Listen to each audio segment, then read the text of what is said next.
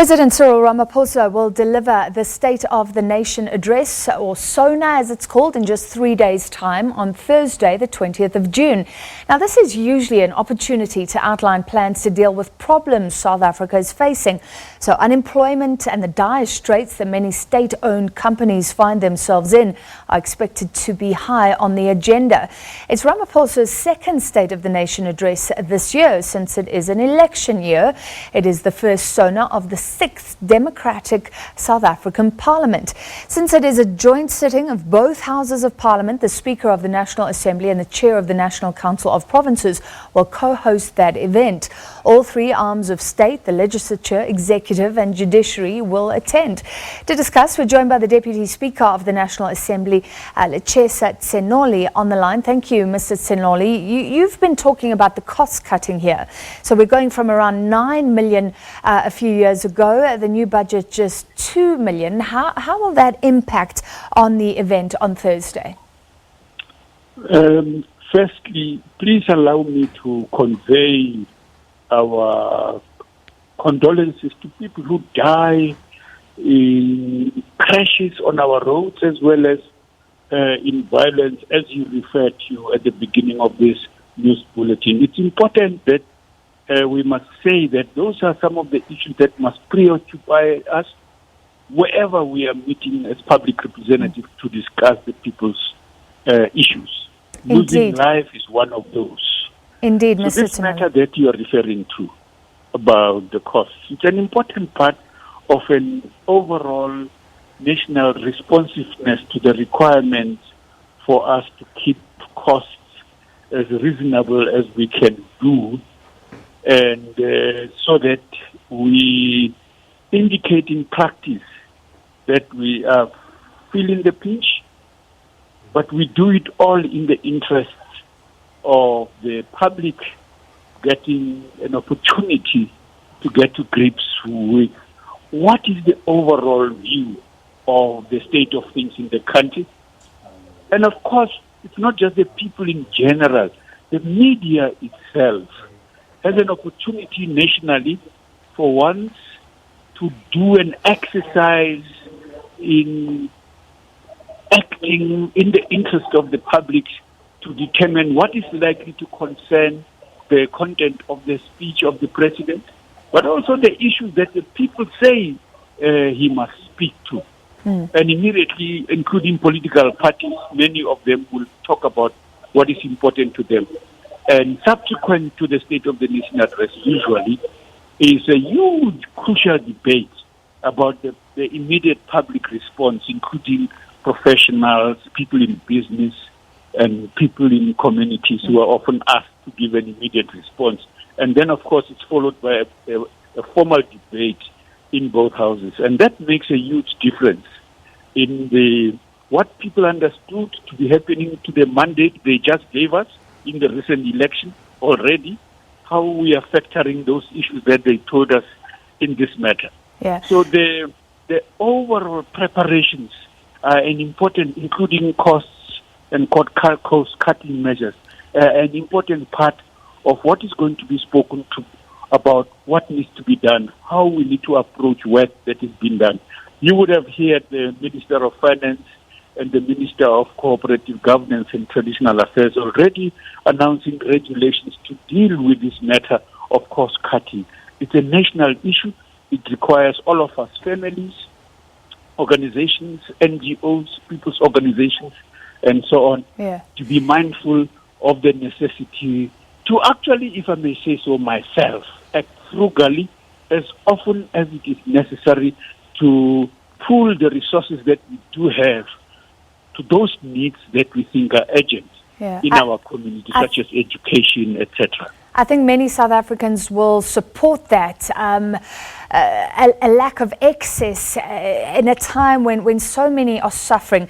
So you've said that the content will still be there, and of course we'll be there taking it live, getting the reaction afterwards. But let's look at some of the tradition around SONA, what will be there, what won't. Is it true there will be no praise singer for the president?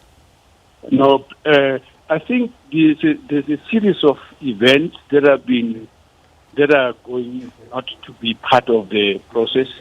They do include that part of the cultural aspect, including the young guards and other ceremonial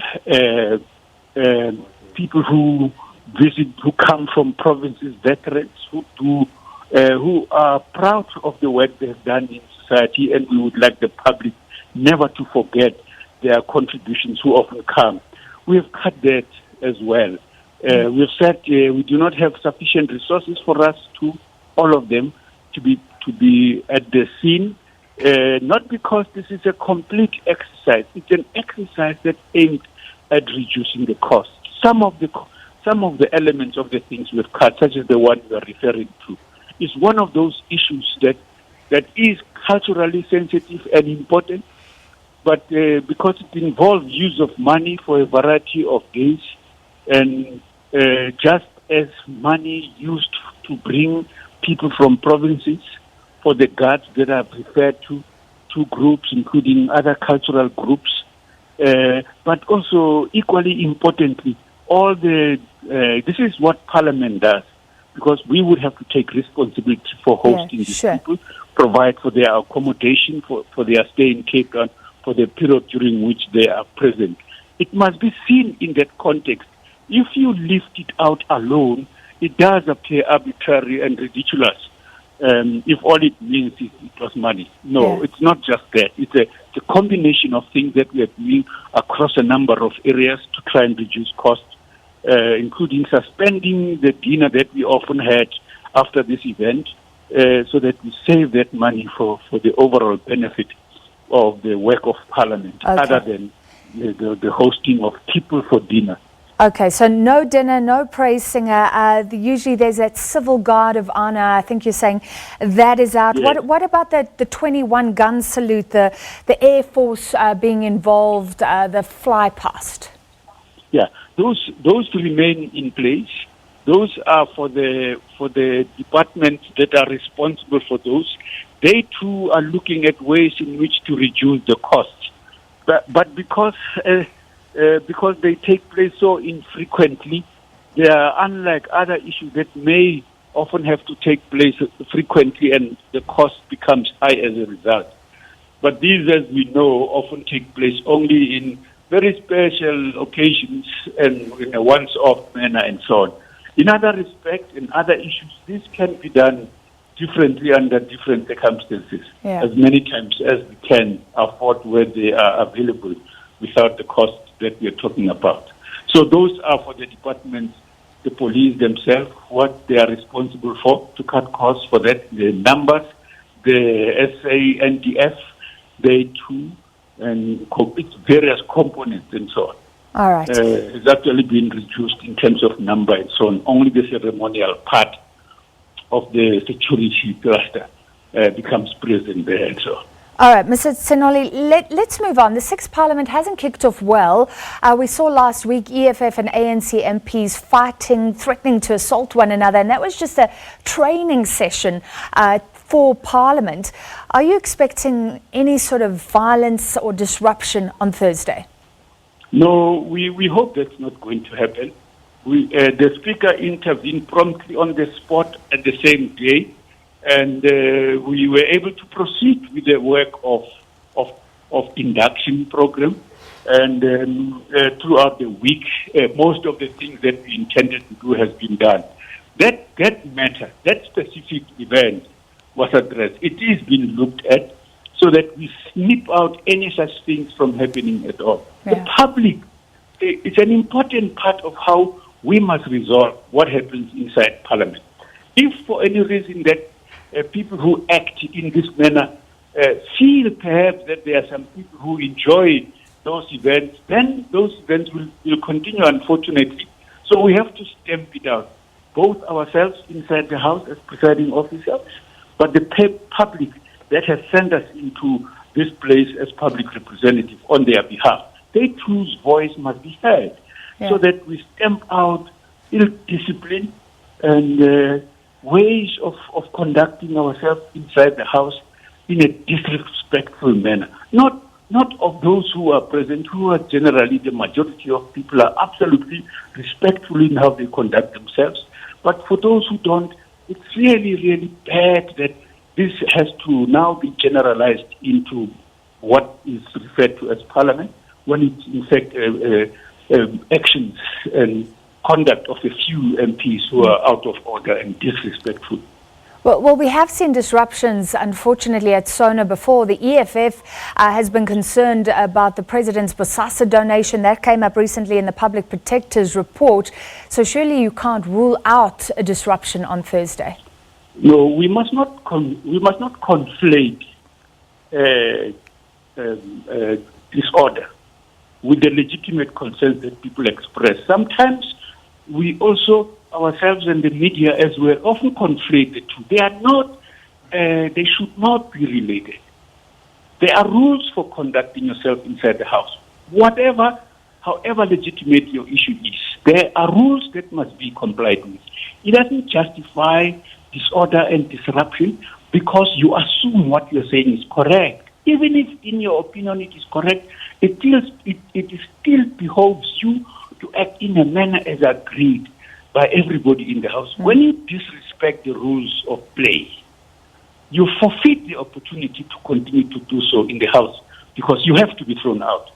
It's a requirement of any occasion, whether it's in the courts, whether it's in a field of play, whether it's in a school environment, you have to be taken out because that conduct is wrong, it is barbarous, it is disrespectful of the majority, very respectful public on whose behalf we act inside the house. It should not be accepted by anyone, and we shouldn't conflate what people may be concerned about and or disagreed about with what the president or any member of parliament or his executive have done. It doesn't justify acting in ways that are ridiculous. If people are removed, are we talking about the white shirts? Years ago, there were concerns about their behavior as well in removing people. Is there any concern about their behavior? Is there calls for restraint from authorities as well dealing with security? People who misbehave and are taken out. Because nobody, the rules as read to them during induction is explicit.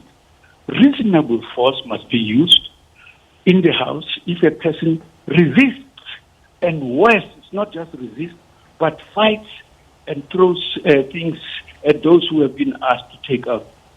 They have instructions not to do anything and act in a violent manner. But they have a responsibility to carry out an order of a presiding officer of the rules that say reasonable force must be used as agreed to in the law.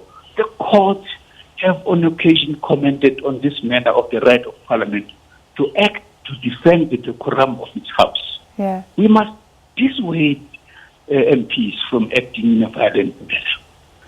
When you are asked to leave, you must leave. There would be no need for what you are referring to as white shirts, protection services of the number that we now have. If MPs had chosen to agree to disagree with what is being said, to disagree with and put across their political views, but act within the boundaries of respect. Yeah. If they don't, they lay themselves to being taken out of the house, and that is necessary if we are to continue to do the people's work inside the house, to keep their institution and the conduct of their affairs with respect. Overall, Mr. Tsenoli, you must be talking about this to Thandi Modise, the new speaker, and thinking about this. This is meant to be a dignified occasion. How do you, as presiding officials, behave to keep it that way? The first thing we do, we have a responsibility for the people we are hosting, including the president who requests the event in the first place, so that the conduct of this matter is handled appropriately with dignity. And this is what presiding officers do. They comply with the rules of such things. When anyone inside the house acts in a manner that is disrespectful of those rules act in a manner that prevents progress from happening following the rules, those people must be taken out. We do expect, and the rules are clear on this matter, that presiding officers must always act with fairness on matters before them. That's the requirement of the rules. And if, for whatever reason, any member of parliament is unhappy with how a presiding officer may have acted during the conduct of such sittings, the rules explicitly indicate what they must do, and this is what MPs should do.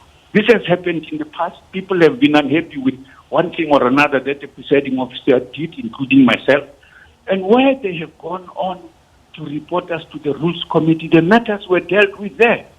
So there is a recourse. We can't expect people, because they are disgruntled, they want to act in an undignified manner, and they make excuses that they did so because their cause was legitimate. It can't. We shouldn't conflate the two. All right. So the rules will prevail. Thank you very much. That was the Deputy Speaker of the National Assembly. Thank you for your time, Mr. Lechesa Tsenoli. All right, we'll take a short break.